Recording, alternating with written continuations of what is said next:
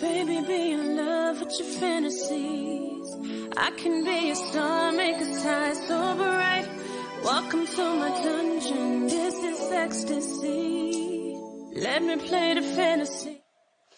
What's good, YouTube? It's your girl, Asia. And it's your boy, BJ. And we back like we never left. We appreciate y'all for tuning in and pulling up for another pull-up session. Yeah. I know y'all see that thumbnail. We're going to be jumping into this video.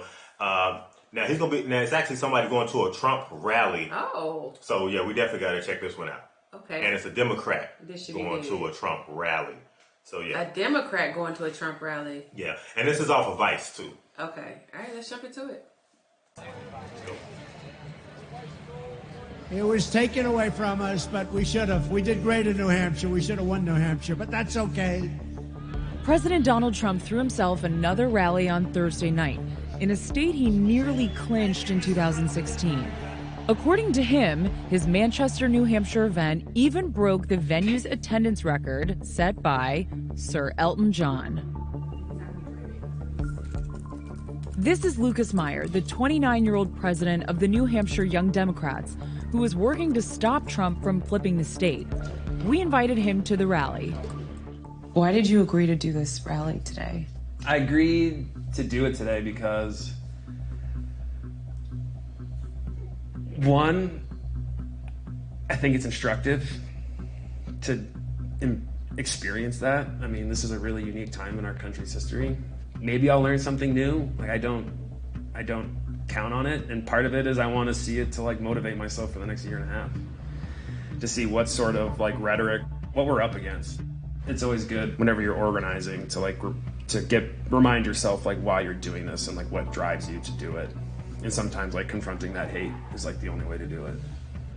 Okay, so man, I'm already liking the reason why he's already going to a Trump rally. Yeah. Because you have a lot of people saying, I'm going to go to a Trump rally just so they can try to, get into the mix and not necessarily go there for like, constructive feedback and really trying to like talk to people just to get understanding of the other side. Some people go there just to like start ruckus and start a fight. Yeah. Or go there to argue, looking to argue. Yeah. You know what I mean? I can appreciate it though. He's just going there just to educate himself and prepare himself for what it is that he's trying to advocate for. You know what I mean? Like when he gets ready to go out and advocate for the Democrats, like what is it that he's advocating for? Like he's just trying to understand it and have a understanding and knowledge for himself.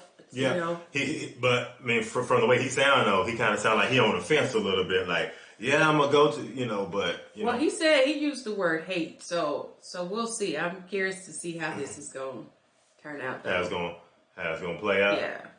What drives you to do it? I don't know. And sometimes like confronting that hate is like the only way to do it. Biting his nails. Mm-hmm. Don't be nervous, bro. Yeah, this is not what Manchester looks like on a average Thursday afternoon. This feels like a carnival. Meyer has gone to one other of these events, but that was as a protester. This time, he wanted to try and understand why people support this president at all.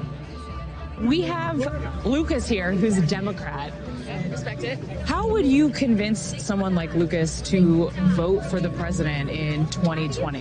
What do you think he's doing right? Okay, so my first question is, do you love America? Yes. Okay, because that's a huge problem on the left right now is that they don't love America. They hate Trump more than they love America. So I love my country more than just about anything in the world. And I would say that if you love our country, vote for Trump because he's doing everything he can to protect our nation. Can we like unpack that like love for America and like what does that mean to you, and what about what the president has done makes you think that he loves America? He loves America because of his foreign policy, how he's being hard on our borders, he's being hard on other countries that are disrespecting us and have been for decades, and that's why I love him. I want everybody to be here. I want everybody to love our country as much as I do. I think Donald Trump has fundamentally changed our country in a number of ways, and I guess a question to you, for the better or for the worse? For the worse. For the better. Has he done anything good? He has energized a lot of my friends to get off their ass and do something, so that's good. He didn't find much common ground. Wow. He needs to get off their ass and actually do something like what, though? Like, What in particular? Right, what in is he referring to? Yeah. Yeah. Oh wow. So now saying like he's like now he's trying to talk to people just to kind of get a better understanding. He's really kind of talked to the Trump supporters to get to ask them questions in regards to like why. What do you see in him? Right. And why? What is he doing good? You know? Get off their ass and do something. So that's good. He didn't find much common ground, not even with someone who once voted blue. I am a registered Democrat, and Is that a surprise?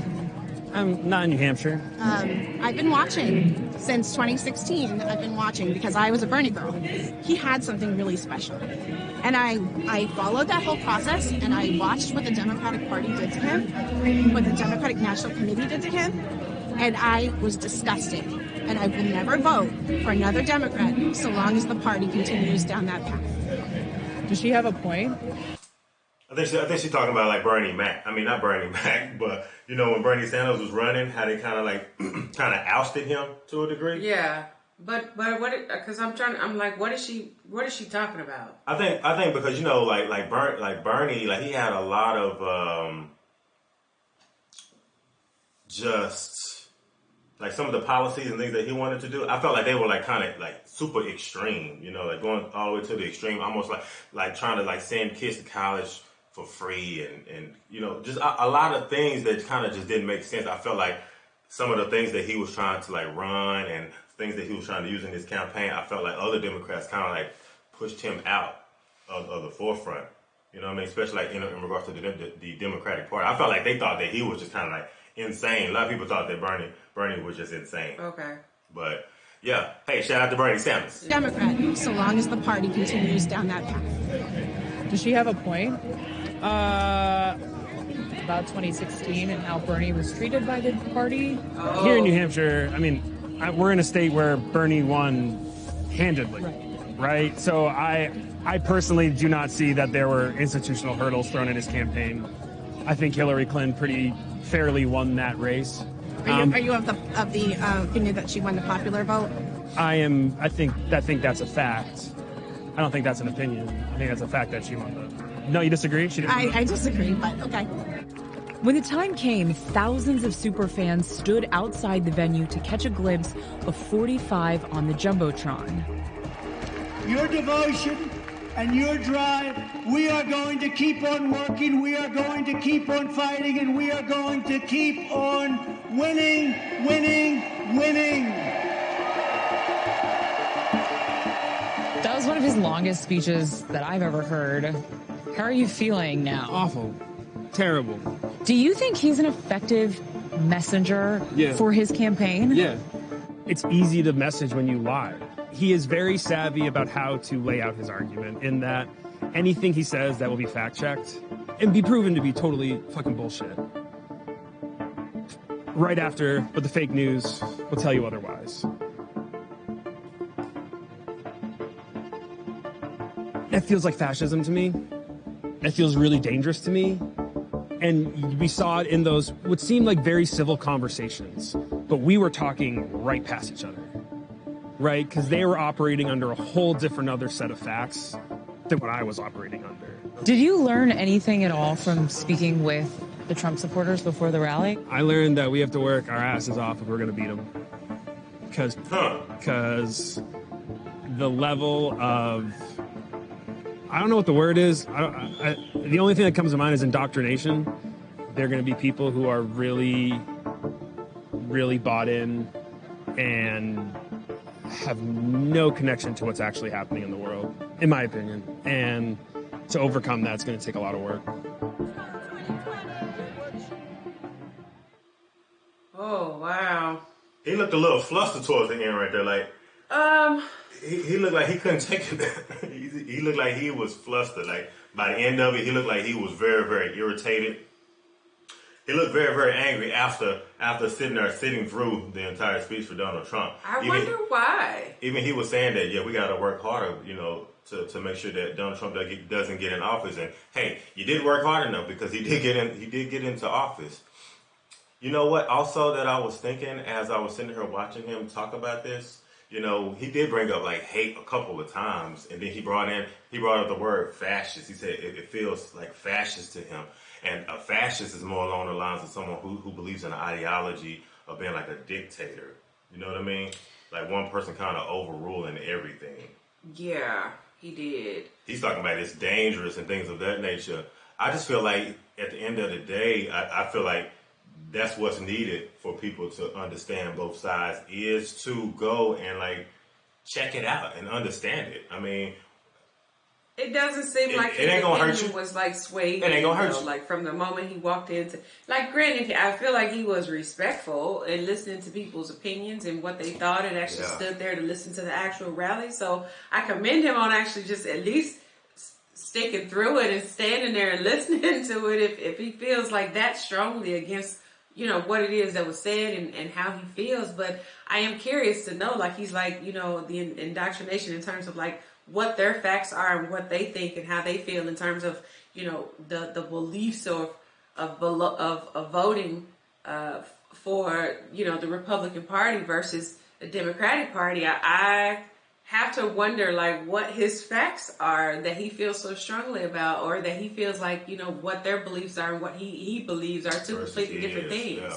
So I would be curious to know, like, what it is specifically that he's referring to, just so that I can understand, you know, him as well, you know, just to kind of get an understanding of what it is. Because obviously he wasn't going to stand there. I mean, clearly he didn't stand there and just argue with people about, like, what he thinks and what his beliefs are when it comes to the Democratic Party.